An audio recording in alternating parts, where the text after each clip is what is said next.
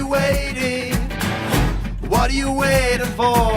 Hi, welcome to NAB 2012 here in beautiful Las Vegas, Nevada with ProductionMeeting.com.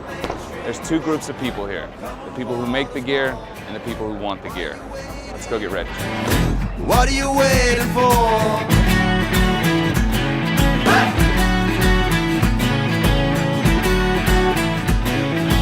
ProductionMeeting.com, NAB 2012. I'm here with Ted, and Ted's with 3ality, and Ted's going to tell us a little bit about the whole system and kind of how it works. Okay. Well, we're here at NAB 2012. One of the new things that we brought along with us this year is a brand new, what we call the Helix 3D system. It's a beam splitter rig. We currently have some red cameras, Epics, on them right now.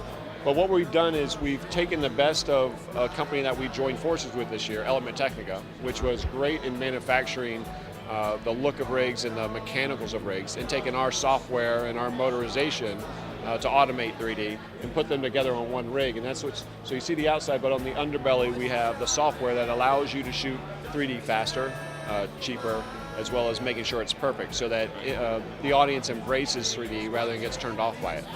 And on a beam splitter, why we use what's called a beam splitter is because we want to be able to shoot objects close to the camera. Two cameras side by side physically can't get close enough to shoot something this far away. So we use what's called a beam splitter configuration. And what we're doing is we're shooting one eye through a piece of polarized glass and shooting the reflected image off of that glass so we can get the two cameras to overlap. And that allows us to shoot close. Very cool. Now this particular rig, this is the new one that you guys developed with the Technica pieces? Correct. Okay. So between Element and 3ality Technica, we became 3ality Technica when we joined forces, and this is the new design. That's right. And you can adjust the you can adjust the parallax on the fly, and just like the whether it be I/O, there's two major things that happen in 3D: the distance between the cameras, like the distance between our eyes, to create the volume of space in a room, and then that convergence point. Where are you in relationship to depth? Are you in front of the screen, behind the screen? All that can be remotely operated wirelessly, or on camera, or side of the camera, or tethered, however you want it. So we've set it up very modular so that all filmmakers, whether it be a filmmaker or a broadcaster, has their option of how they want to use it. Awesome. And real quick, could you speak to you had mentioned that you made it more affordable, just how ultimately, the cost came down. Yeah, the cost, I mean, one of the big things was when we were 3ality Digital, we made all our metals and all our gears and everything in Germany. So you're spending the dollar versus the euro. Technica was doing this in our backyard and got to a point where they're so highly precisioned, it just made a good marriage. So now we make everything in Burbank.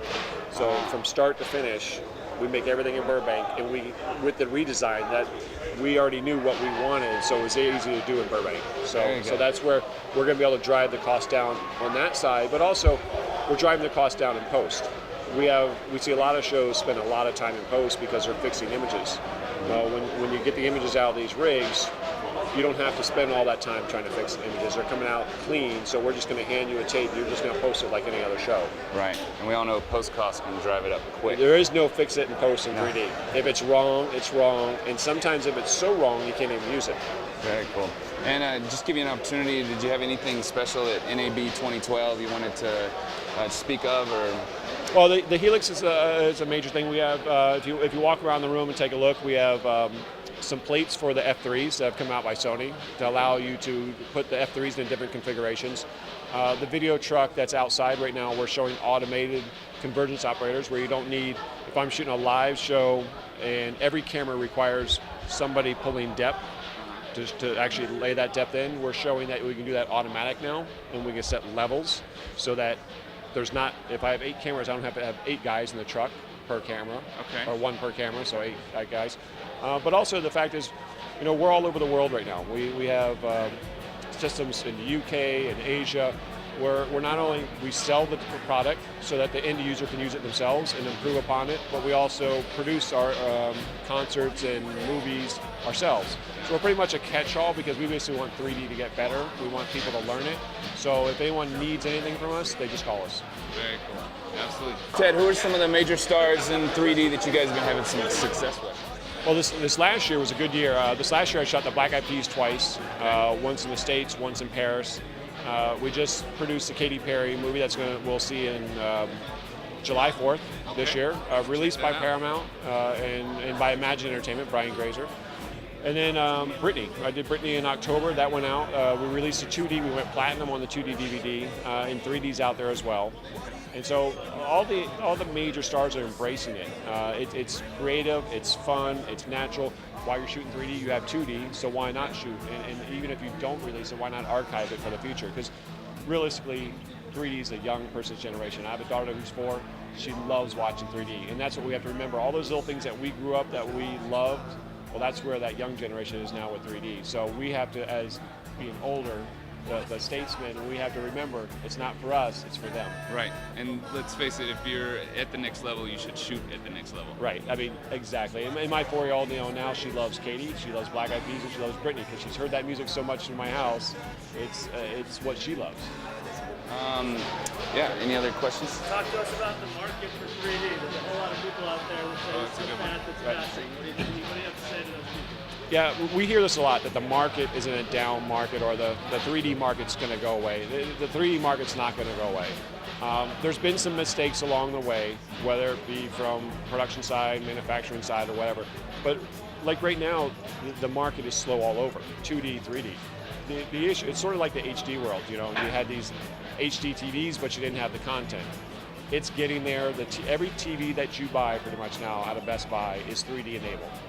So you're going to have that in your home. You're going to be able to watch it. So now we just have to push the content through. One of the big changes I think you'll see in the future is when series start going to 3D. You see True Blood, if you see some of the other major episodic TV shows, then it's something you invest yourself in because you watch it week in and week out. That will drive the force of 3D a little more. So you might hear that the sales are down and this and that, but if you really compare it to the rest of the market, it's the same. And so 3D is here to stay. We just need to take care of it a little more. We need to embrace it, and we also have to make sure it's good 3D out there and not bad 3D. Very cool. Well, we sure appreciate it, Ted. No problem. Thanks Thank you for your the interview. time. Absolutely. All right. Have a good show. Yeah, thanks.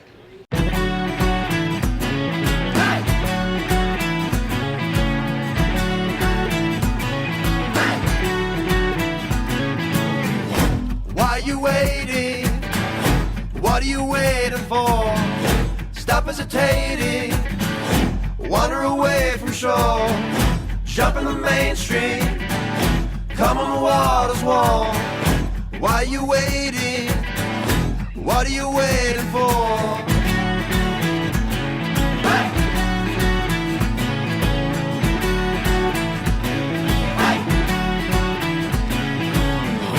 How are you doing?